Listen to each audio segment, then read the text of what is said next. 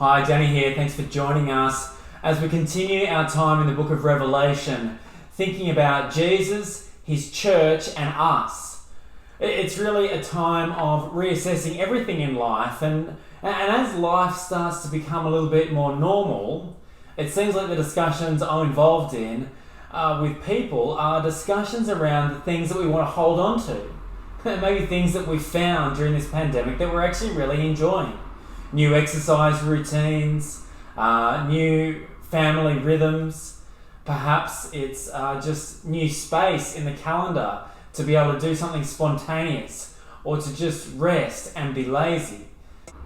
These good things that we found during this pandemic are now going to have pressure placed on them for us to be able to hold them. It's going to be very difficult to continue doing these new things when the added pressures of normal life arise.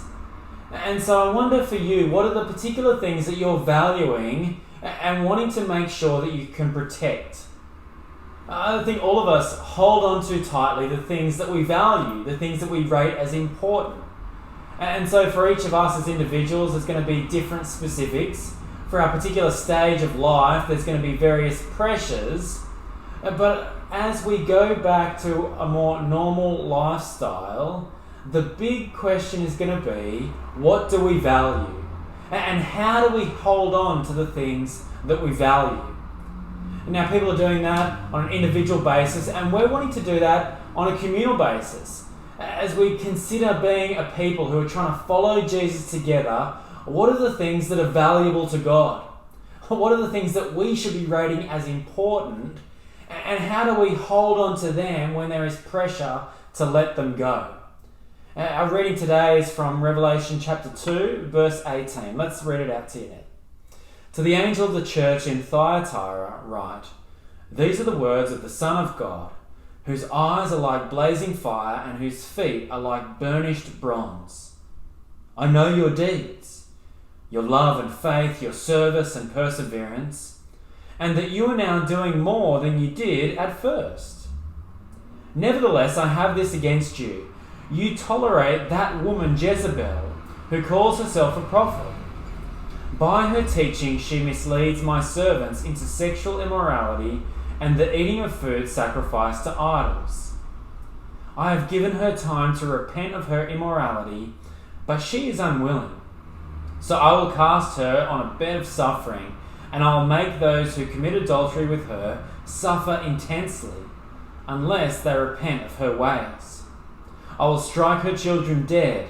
Then all the churches will know that I am he who searches hearts and minds, and I will repay each of you according to your deeds. Now I say to the rest of you in Thyatira, to you who do not hold to her teaching, and have not learned Satan's so-called deep secrets, I will not impose any other burden on you, except to hold on to what you have until I come. To the one who is victorious and does my will to the end, I will give authority over the nations.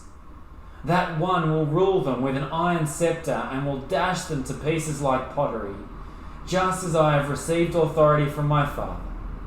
I will also give that one the morning star. Whoever has ears, let them hear what the Spirit says to the churches." Now we're in the city of Thyatira, which is about 65 kilometers southwest of where we were at last week in Pergamum, and Thyatira, it seems, was a commercial town. Now there's not a lot written about Thyatira from the first century. It's got a modern day city built on it, so there hasn't been much archaeological excavation.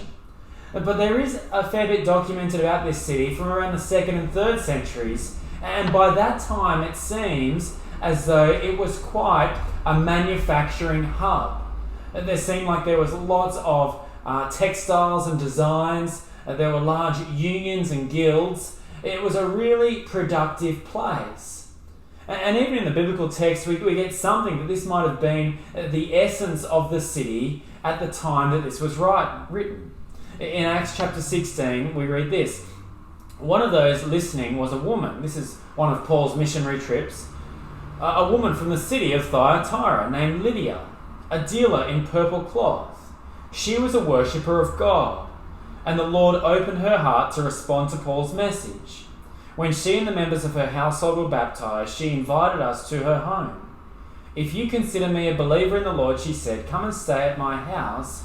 And she persuaded us. We see something here about the first generation church in Thyatira. Now remember, the book of Revelation is the risen Jesus appearing in a vision to the Apostle John somewhere around 90-95 AD. And now this, what we read in Acts chapter 16, happened probably in around 50 AD. And so what we're seeing here with Lydia is a picture of the first generation of the church in Thyatira. She seems like someone who was a businesswoman, but someone who's been captured by the presence of Jesus that's transformed her to become an overly generous person. John now is receiving the message that Jesus has for his church another generation on, about 40 years down the track. And so we see that at this point, there is a conflict of religious beliefs. Now, the city of Thyatira was seen to be a city that had monuments made to Apollo, the Greek god of the sun. And this was sort of a very alluring and seductive and sort of promiscuous god who was sort of a bit of a Casanova.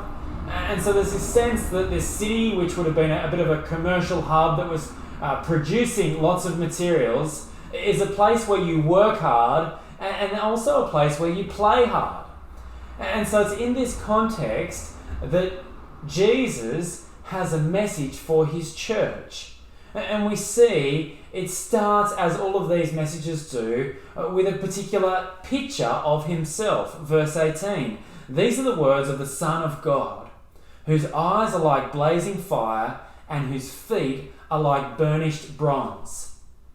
Jesus presents himself with a reference to the Son of God, which is quite apt, particularly for John, because as we saw earlier in this year through John's Gospel, the Son of God is a rich and frequent description that John uses in his account. And so it's this description that Jesus brings to the church in Thyatira. It's asserting his authority. He is the one who sits ultimately on a throne and he will reign. And so he's the one whose eyes see everything. They're blazing fire. They cut through all the perceptions. And he is a stable God who has feet that are burnished bronze.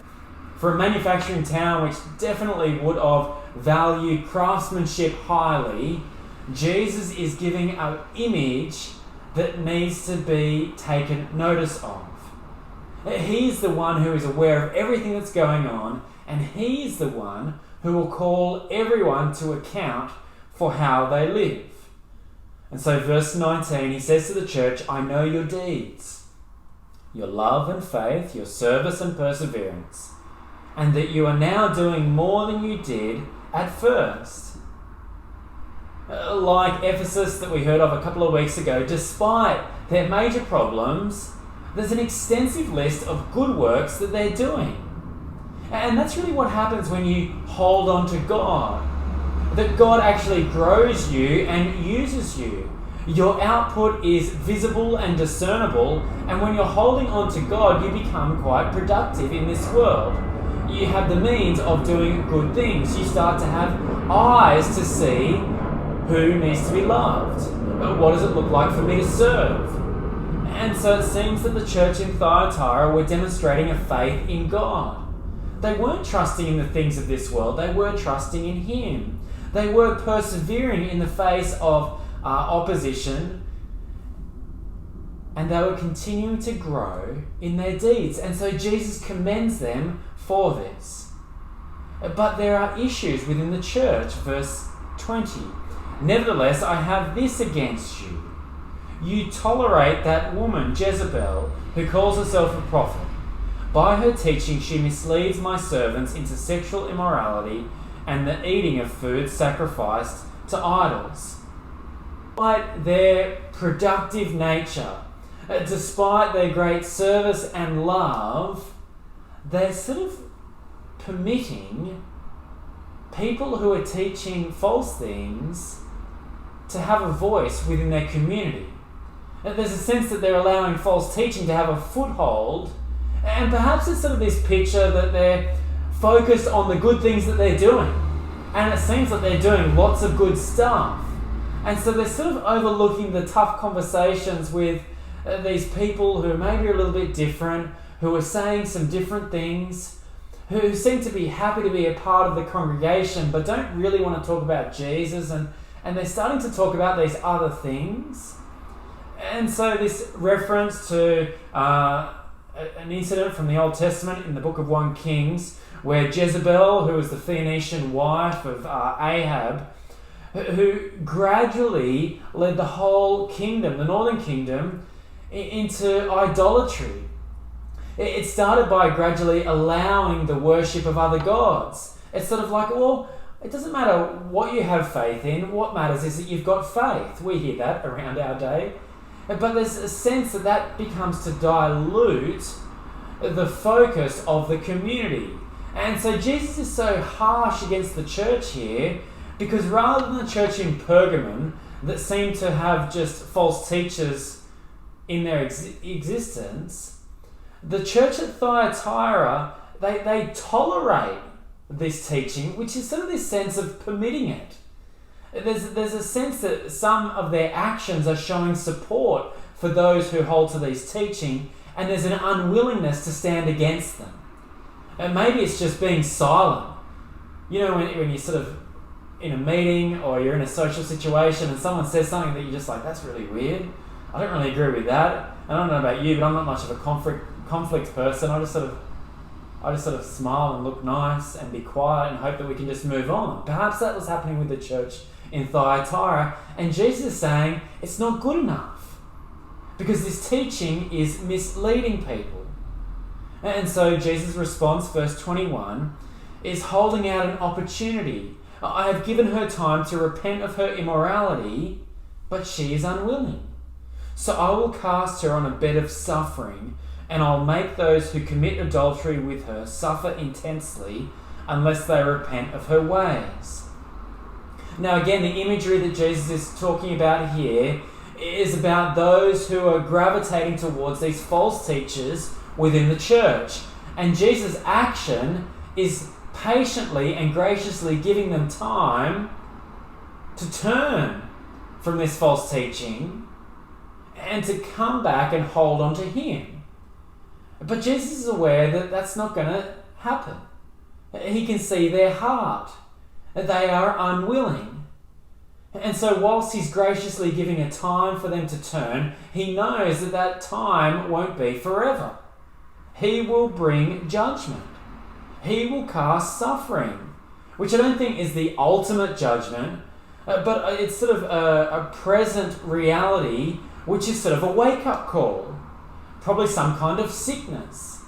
Often God does allow the brokenness of this world to actually help us realize that this world isn't it. The people need to respond by actively repenting. He is not hopeful of them doing this. And so verse 23, I will strike her children dead.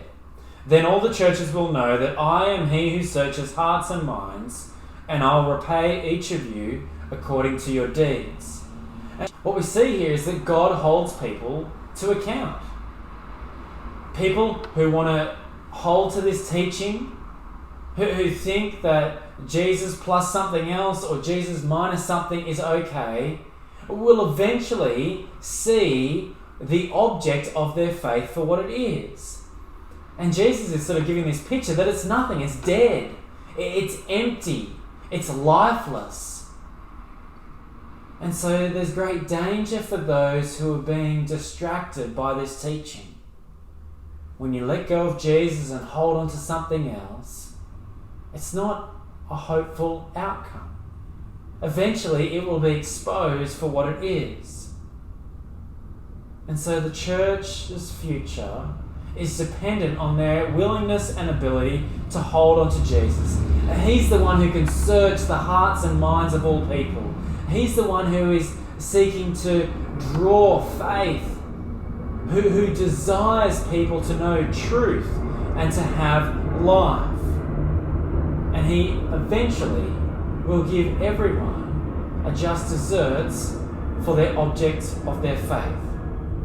Verse 24, now I say to the rest of you in Thyatira, to you who do not hold to her teaching and have not learned Satan's so-called deep secrets, I will not impose any other burden on you, except to hold on to what you have until I come. Now, again, not everyone has been distracted by this false teaching. It's probably these people who are growing in faith, love, service and perseverance. And the people who are getting on with serving Jesus and being his light in this place, whom Jesus has a word of encouragement for. And the encouragement isn't do more, but hold on. Keep holding on until I come back. You see, there's no other burden that Jesus is wanting to sort of impose to push them even further and further. Jesus is content. He praises them and upholds them. What they are doing is what he desires. And so the outlook for those who hold on to Jesus is verse 26. To the one who is victorious and does my will to the end, I'll give authority over the nations, that one will rule them with an iron scepter and will dash them to pieces like pottery.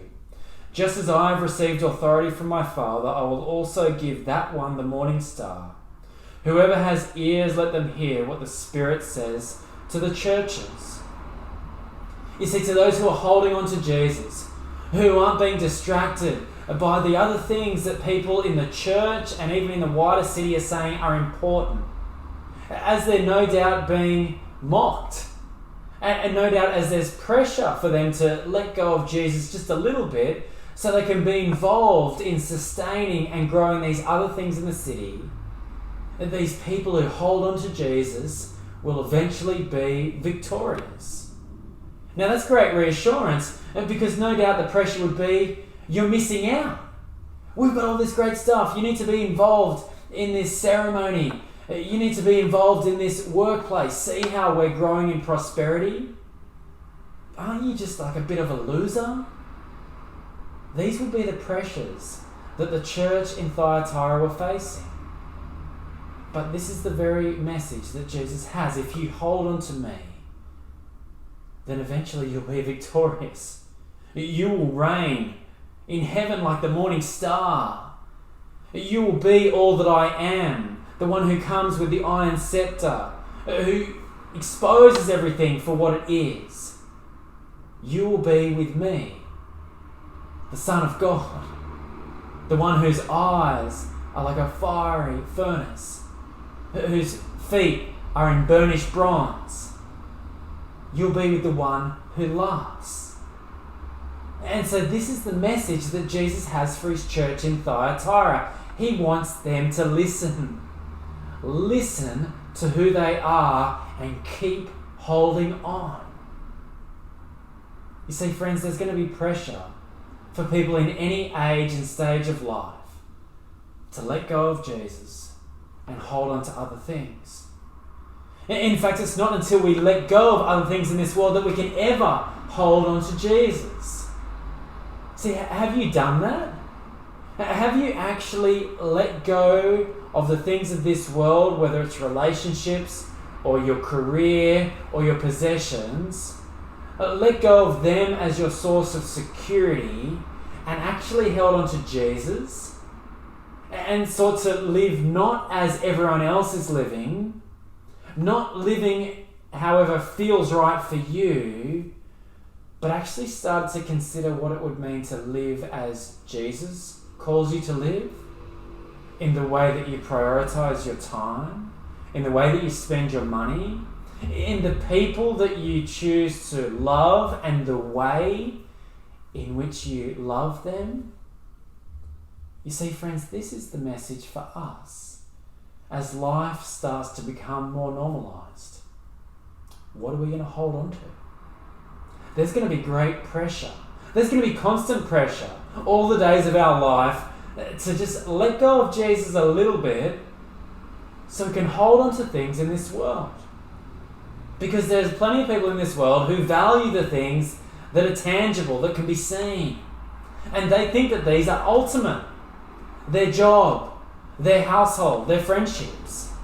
And they're going to place pressure on you to just let go of Jesus and not be so serious about him so that you can be involved in growing this other thing.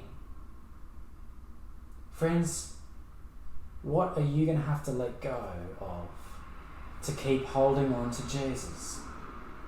Because the great danger is if we let go of Jesus and start holding on to other things, then we won't be the ones who are victorious, but we'll be the ones who are exposed as having lost everything.